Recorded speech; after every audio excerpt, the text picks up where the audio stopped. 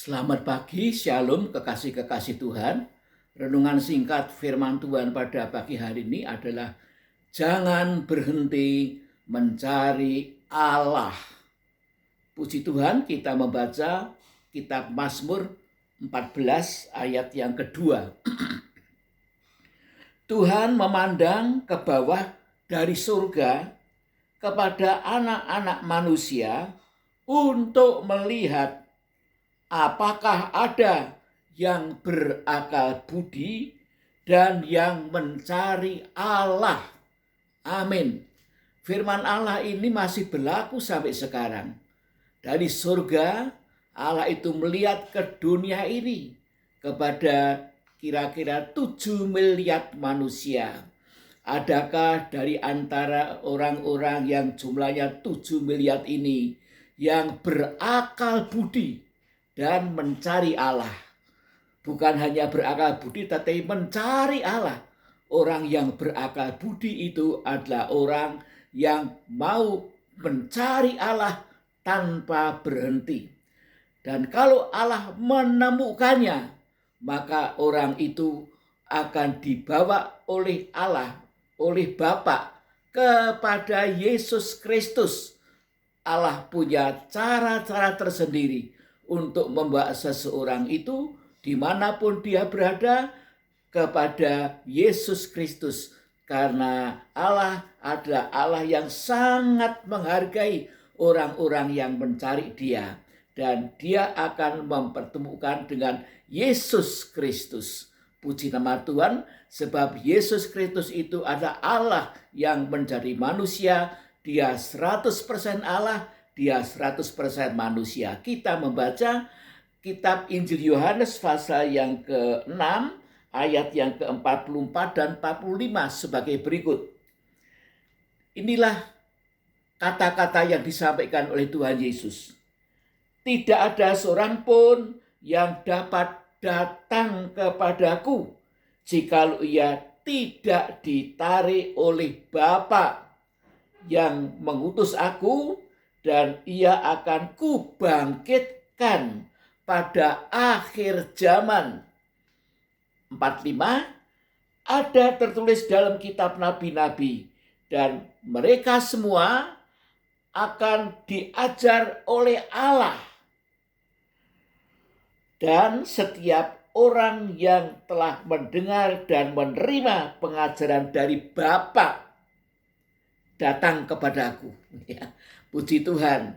Ya, kalau kita melihat keadaan pada hari-hari terakhir itu, ini begitu banyak orang-orang yang percaya kepada yang lain, tetapi punya kerinduan hati mencari Allah. Allah melihat isi hatinya dan Allah melawat mereka secara pribadi dan secara ajaib.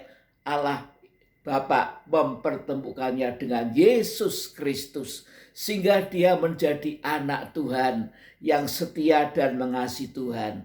Puji Tuhan, tetapi menerima, haleluya, tuntunan Bapa untuk datang kepada Yesus Kristus berarti juga harus menerima pengajaran yang disampaikan oleh Bapa.